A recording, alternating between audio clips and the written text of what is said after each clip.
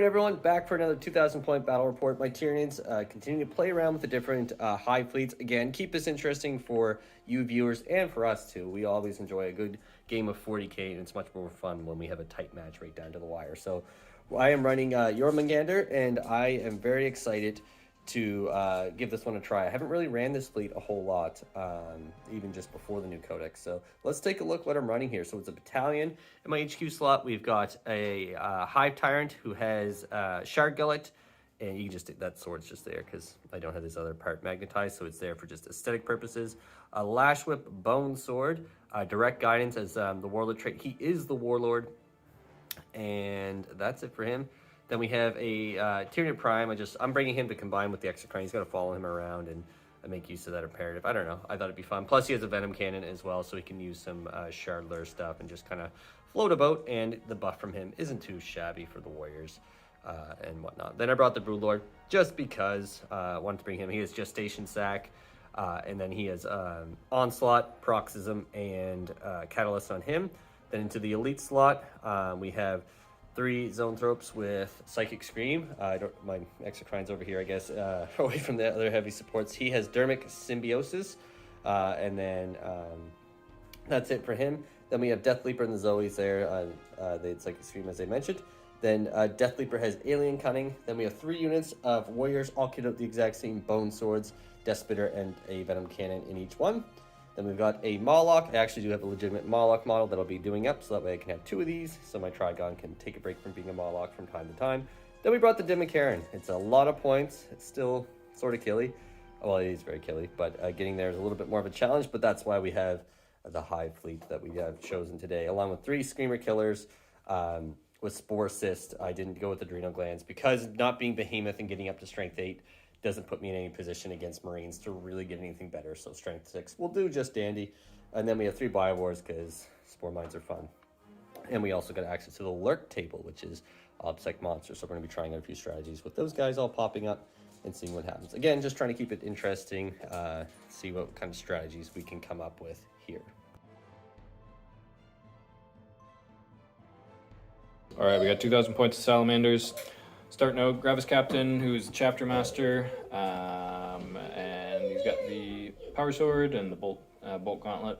Primaris Librarian, Drake Skin, and Fire Shield, as per usual.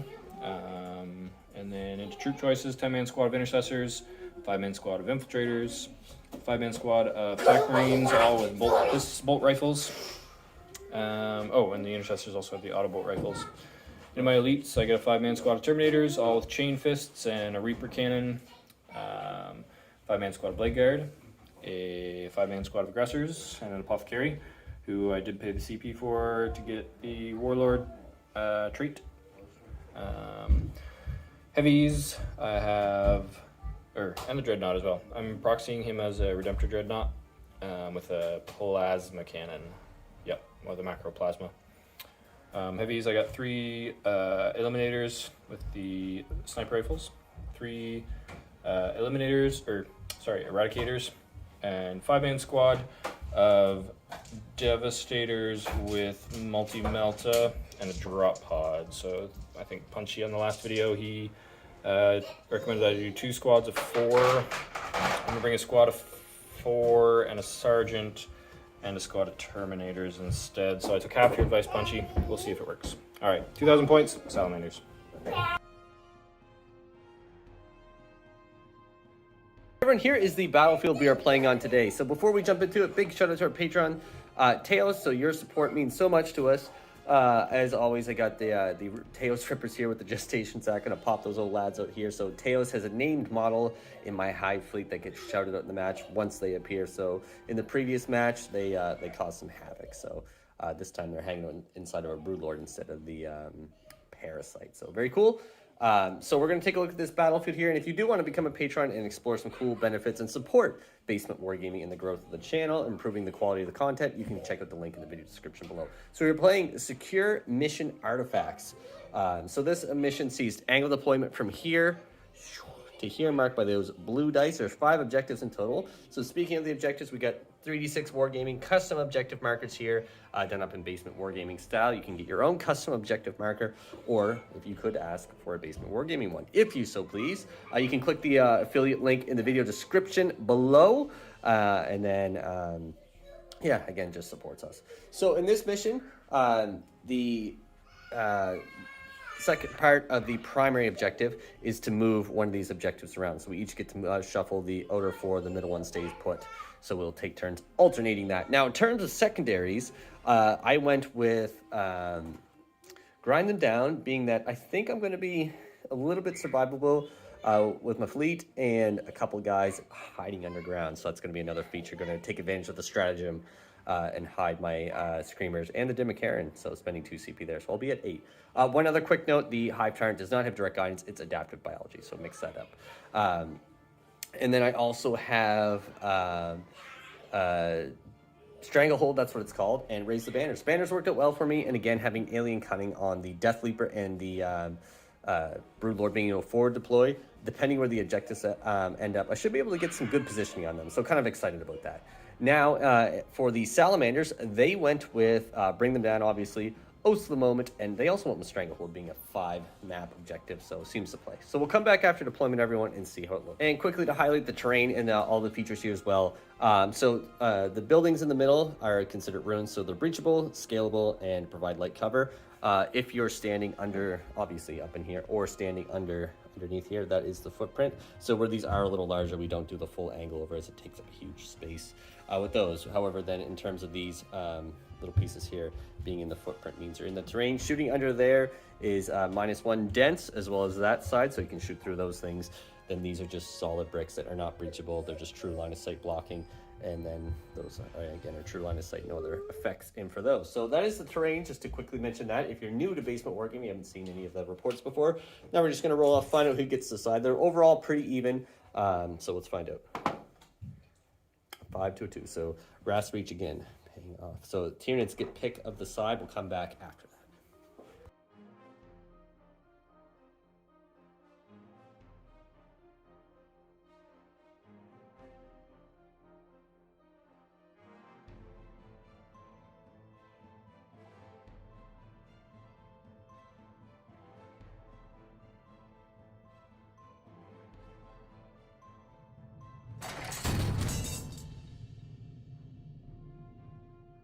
Folks, so we have deployed. I chose over here simply out of convenience, and I kind of like this side a little bit more, but more or less it's pretty even on both sides. So the objectives are moved, so he opted to move that one first. Then I got to move 2, which was dandy. So I kept my objective safe. We could have both pushed both of our home objectives out there, where he does have the drop pod and a few forward deploy things. I'd rather keep that protected, have the Bivors just sit there for sure. And then that also means I can hold my objective farther back, because being forward holding that, I need something to zone the Terminators over there. And then I also pulled this one back just because that way I can just shoot through under here if anything grabs that objective, much in the same fashion that he did to me over there, with this objective being pulled back just slightly for him. So looking at deployment on my end, we've got the Bivors in the back, Exocrine warrior unit there, other warrior unit up at the front. We've got old Shardgullet sitting there, so he's measured just enough to be away from the drop pod if he chooses to come down there. Broodlord has it quite zoned out well, and the positioning of the Deathleaper there, even if the drop pod comes there, nothing can get around the corner to get within the 12-inch guidelines for Deathleaper. So he's safe for now, and the Warriors with Prime there. Then I spent 2 CPM at 8 in the ground, buried, sitting, waiting is a unit of 3 Screamer Killers, Dimichaeron, and the Mawloc will be popping up as well. And I have swapped out my Hyper Adaption, even though we haven't rolled off yet. I have Obsec Monsters. So just going to go for objective control this game. Opposing me, we have Eliminators, Intercessors, the Redemptor with Eradicators there, big killy group. Blade Guard, Apothecary, Aggressors, Tac Squad in there. That's the only one inside, is it? Captain right in the corner. Look at that. And Librarian is over there. And then the Infiltrators, I believe, are over on this side. Yeah, so he opted to go for there. So very similar setup on both ends. And then you have the Drop Pod with the Melta Boys coming in, as well as the Terminators coming in. So I think this is going to be a great game. Again, I hope it's nice and tight. My favorite style game to play. So we're going to see, got my Wrath Reach dice here. Once again, going to roll off for the initiative. So big roll. Let's see what's going to happen. 4, 3. So the streak continues, everyone. But we'll come back after Tyranids. Turn 1 as we move into the first battle round of this game.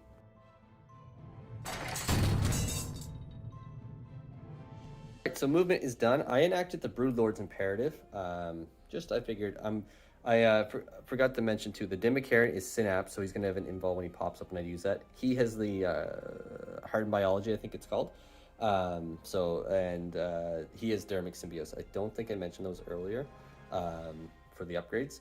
And so the Zoanthrope Imperative is going to allow me to be a little bit more effective with that. And in terms of the Mawloc in my command phase, that little marker there is where he's going to be popping up. His little threat range on the backfield objective.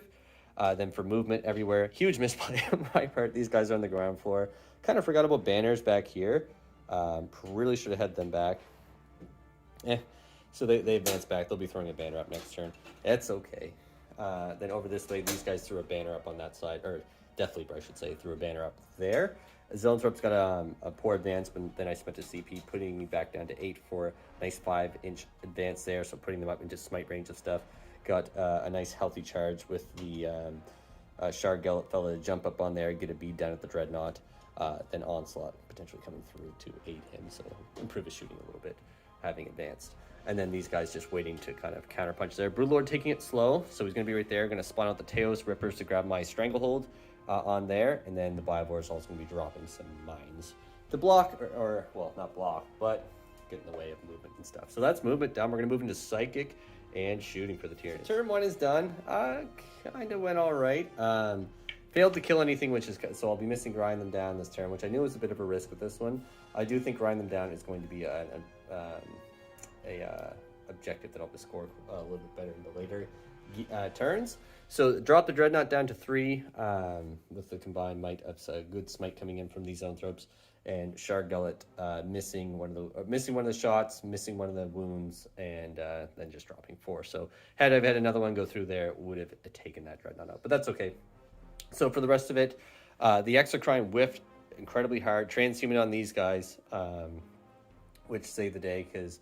Well, actually, didn't even save the day because I rolled 1s and 2s for the wound rolls, and I missed a ton of my shots. But that's okay.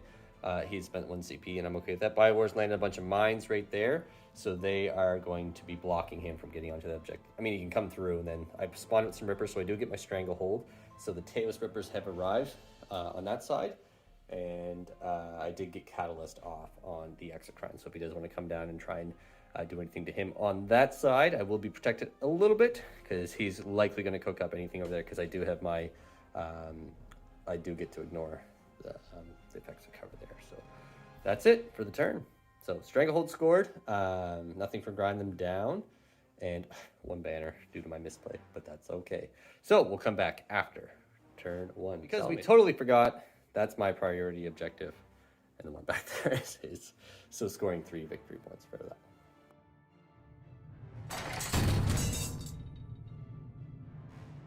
All right, so that is the end of movement for the Salamander. So Drop Pod coming hammering down from the skies, ready to do some wrath, unleash some wrath is a better way to say it, against the Exocrine. These boys moved over to claim this objective.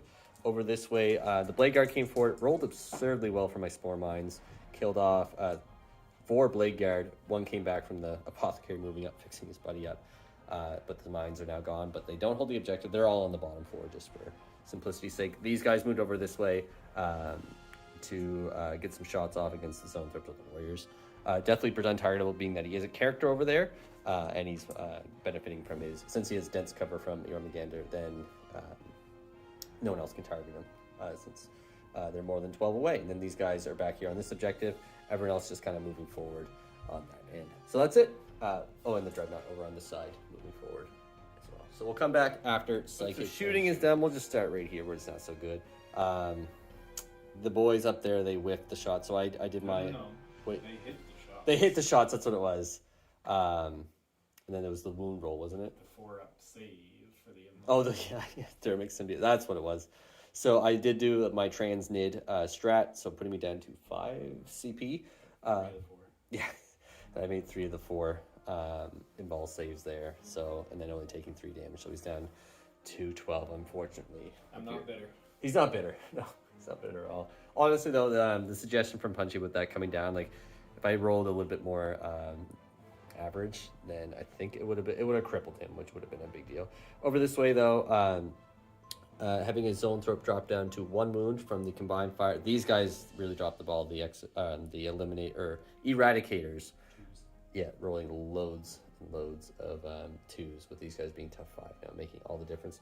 Warriors drop down to a single guy with 1 wound from these guys firing, and yeah, it was just those guys. And the snipers firing as well. So he chose not to shoot here at the Rippers, because I was baiting him too. I was trying to get him to, but he needs a charge to go down with the Blade Guard to kill off those guys. Potentially the aggressor could charge in there too as well, but he has to make that charge in order to get Stranglehold for the 3 objectives, as well as getting O's and taking me off for primary. So we're going to make him roll it up here. So big roll. He's measuring it up.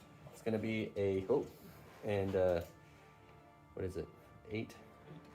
8 on the dice. So With a CP available. yeah, so 5 CP available for the Salamanders, 5 for myself. Not that I can do anything with it. That's it. That is a 10. Are the aggressors going in too while you're on the streak? Yes, They are, okay. So they are going up as well. They might need a little bit of extra charge, but he's going to roll it up. And they're in. Because I think you're actually, you'd need it 1 inch more. Or maybe. Either way. Yeah. Either way, yeah, he made it. So yeah, and then another big charge. He's on a streak here, so we're going to keep it going. The dragon. A 9-inch charge coming in. He's still got CP available. Oh my goodness, this is just insane. So if you were a Salamanders fan here and you saw the shooting phase, you're like, oh man, those stupid Tyranids. It's changed. So he's measuring this up. He's going for another charge Might as here. well. Yeah. 7 on the dice for Absurdity. the Absurdity. No, I'm gonna CP that and just go for all the money. I think I will. I think it's smart because yeah. Yeah, he's in. That was it. Yeah, so he has spread across the board, everyone. So Salamanders pushing the envelope here, going to deny me probably all but one of my primaries, I think, depending on how these guys are chained out over there. So well done, making him roll on camera. Right, so the Salamander clapback was very solid. So well played by them. So throwing down my poor little banner there. Poor Deathleaper, all his work gone amassed. And then in here, 1 Zoanthrope living, though, which is a big deal because that Dreadnought's going to be getting hit by a Smite and Psychic Scream, ideally taking it out. Rippers handily stepped on by the aggressors, and that's that for the turn. So getting Stranglehold, Oath for 3, because your other part is killing a monster, right? Mm-hmm. Yes, so, and 3 for that, and then what's your other one? Bring them down, so nothing for that one as well yet. So let's so only getting me 1 primary for that. So well played in Salamander's turn. Let's see if we can clap back. We got some Tyranids hidden in the dirt here. I'm gonna see if they can pop out in Tyranids turn 2.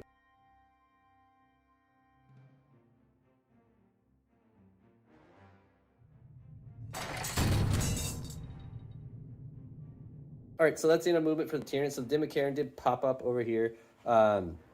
He had been zoned up for the entire backfield aside from the Mawloc.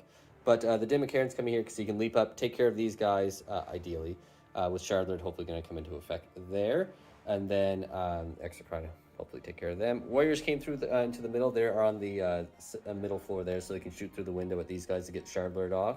I do have the Prime move back there to fully deny. So the Terminators are denied right up to the, essentially right up here. And then I kept the Carnifex as they're going to come up next turn. Well, oh, and yeah, we'll mention it. The Auspex scan, he did that thinking he's clever. Burnt 2 CP, and he got 2 wounds through in the end. I made 2 4-ups, so he does not like 4-ups. The 50-50 shot. Over here, the Mawloc came up, killed off a guy and a half, and stole that objective, being that I'm OBSEC with my alert table, and that's pretty much it. So not too big on primaries. Oh, and I did get my banner up here. The misplay has been recovered. As well as, this guy put a banner up there as well, too, because I do control that objective as well. So we'll move into the shooting. All right, so that ends the shooting and psychic. So a little good, little bad. So over this way, I did get Shardgullet off from the Warriors over this way firing in, so the Dimichaeron's going to come in. Exocrine took out these guys. There was 1 guy left after the shooting. He did transhuman, but the Exocrine rolled very well. This time around, did spend a CP for the exploding 6s. And then the Bivores fired in and finished him off just barely. Over this way, Shardgullet, Tyrant took out 2 of those guys. And then over this way, the Dreadnought was taken out by the Zoanthrope. Then I parried head to CP to keep him alive, or else I would have just canceled out the grind them down point I got from that versus him. And then I killed off a few of those guys. So it did ruin my charge a little bit with him, but I think Deathleaper coming in should do the job. Banner's still up here with these guys. And the story there was only one guy there with Deathleaper, so he didn't control the objective. So the banner stayed up. Just if you're wondering why the banner was still there. So I did get one point at the start of the turn. And then this Prime still, again, just not doing a whole lot, didn't range on anything. But that's it. So we're going to jump into the charges and everything. Some big ones going to go. Oh, sorry. And in the middle here, only a single wound done to the Blade Guard as well. And all of these CP are now gone for the Salamanders. So the Broodlord probably going to go in and help out against the aggressors and hopefully take some stuff out there. So we're going to come back. Actually, I'm going to roll my charges up on camera here because so 3d6 charge from the Dimichaeron going up in there because of Shardler. So we're going to roll that up here. Oh, 3 ones, he says. No way. Nope, that's a CP reroll for sure. Putting me down to 1. So set them aside. Here we go. So he failed. So he failed. That's pretty bad. Then everyone else is going to be in the middle here, and I guess my Hive Tyrant still has a charge to make, so it is going to be a big one. No, so he failed that. Actually, that's awful, because the Dreadnought blew up and actually killed 2 of his guys, and I would have made that charge, which is really sad. Yeah, and then Deathleaper, I mean, he's in. He'll stay on the objective. I think that's all my charges to go down. Oh, and I mean, they're all in. So... yeah, so they're going to go against the Blade Guard right there, and then Broodlord is... I might multi-charge him in to fight the Blade Guard and the aggressors. Just risky business here. We'll see. I'm actually... So that ends the turn. So the Warriors came in, killed off 2 of the Blade Guard. There's 1 left in there. Broodlord killed off a guy in there as well, so there's 3 aggressors left.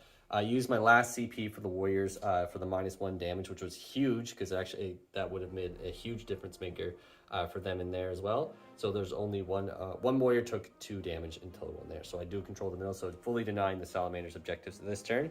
Now over this way, I did charge with that Warrior in there, and he died. He had 1 Marine that attacked with 3 attacks, and he took him out. He wounded with all 3 of them, then I failed all 3 of my saves. Then every other attack against Zoanthrope failed. And Deathleaper didn't really do a lot. He killed off 2, then the Warrior actually killed off, I think, 2, or really something like that. So the Dimichaeron, though, the story of this turn, not making it, but we got ourselves a very tight game. I still have my 3 Carnifexes and wait to appear somewhere. So let's move into Salamanders, turn 2.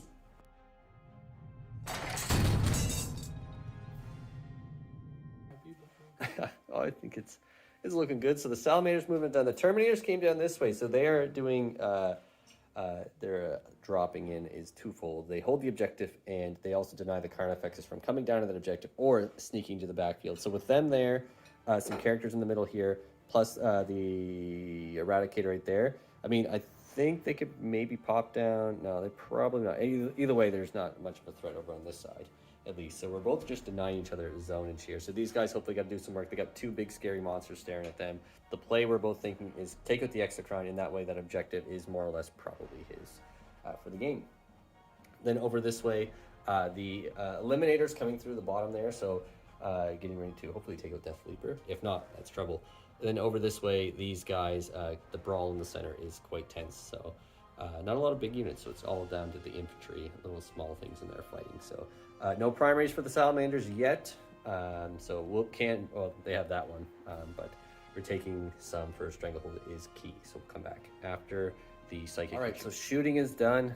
These guys, fortunately, just everyone on this side of the table is just dropping the ball. It could be the landing pad or something. So these guys moved up. He spent the 1 CP to keep them staying still. Where the Exocron moved back last turn, it took him out of the +2 damage. But then rolled up, got 6 out of 8 hits, and then only 2 out of the 6 wounds through, and then I made my 2 involves. So a little sad on that front.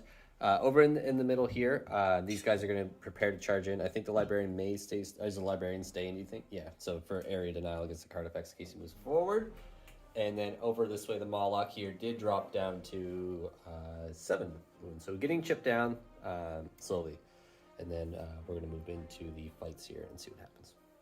All right, folks, so that ends the turn. So over this way, the Zoanthrope did fall. And the Deathleaper took out 2 of them. So did forgo my objective. However, that Zoanthrope falling does indeed cancel my grind them down. Over this way, the Warriors took out, between the Warriors and the Broodlord, took out 2 of the aggressors, so there's just 1 left, and the Broodlord took 2 wounds from the Captain, so rolling some good invul saves there, and the Warriors as well, rolling some good invul saves from the Synaptic Imperative from the Zoanthropes. So that's it for the turn. So the middle still held. He had to kill those Warriors to get rid of that objective, so I still hold them at the center, as well as over there. I did forgo this objective, though, so killing off the middle would have been a pretty big deal. So nothing for Stranglehold. Nothing for bring them down yet, but slowly chewing through all of my OBSEC because it's leaning down to the last little bits of it. So we'll come into Tyranids turn 3.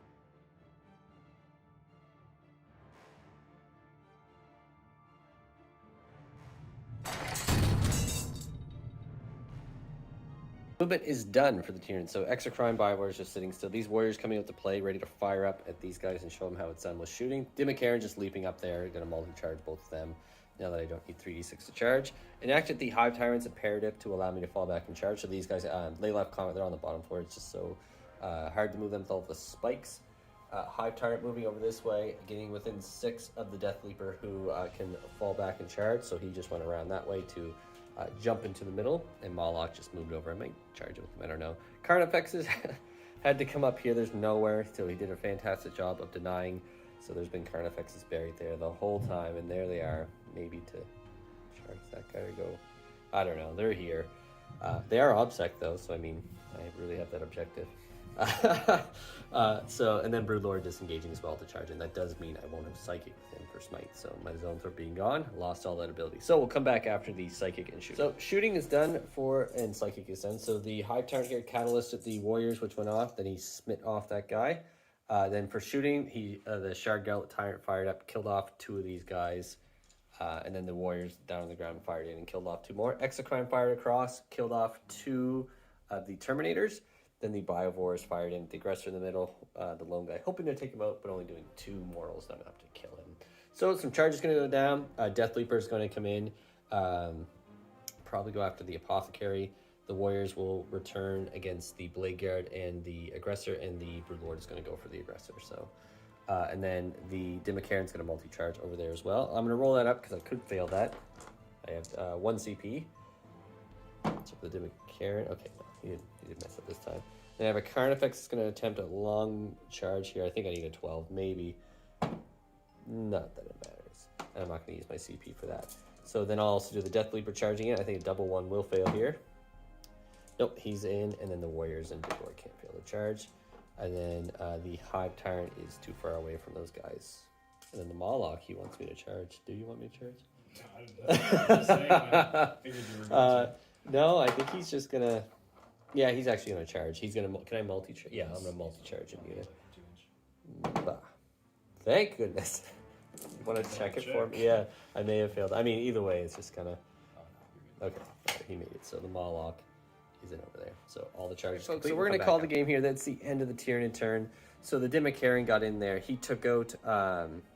He took out all those the drop pod and chest gobbled them up. They lost some of the guys from the shooting, as you saw there. And then the big thing that happened is just roll like the Salamanders dice said the game is over.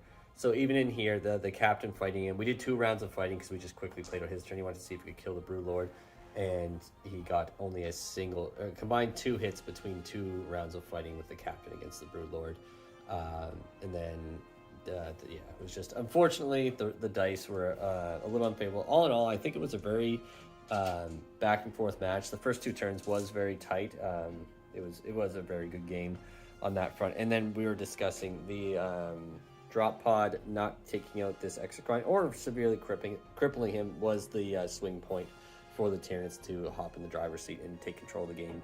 Because if the Exocrine was crippled, he wouldn't have been able to take out those infiltrators, because he did just kill them just down to a guy, and that was without being affected by profiled or anything like that.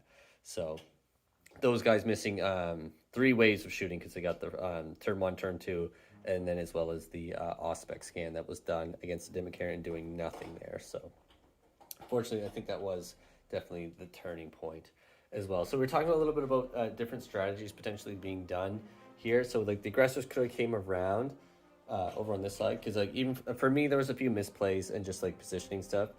Playing this Hive Fleet compared to the past ones I've done, such as like Behemoth or Leviathan, definitely was a little like planning out the distances that you have to be and kind of taking advantage of that dense cover, especially with guys like Deathleaper.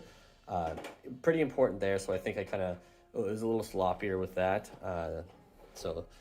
It was a good learning curve with that fleet. This fleet is fun. It's a little bit different. It's definitely, once they close the gap, if the damage isn't done, it's much easier to take them out. But again, having access to that alert table is just phenomenal. Getting the OBSEC monsters is so huge. This play style, like having the things come bursting. I mean, it didn't really have a ton come into play with them, and the Dimichaeron coming up, kind of just not doing a whole lot. But again, just stopping the Terminators, like having to come over there, and we both really nulled each other's strikes out quite well. So all in all, I do think it was a good game. It is the score itself is a little one-sided right now when you total it up, but it was a grinder of a match up to this point. Very back and forth. So good match for sure, and definitely stay tuned for more.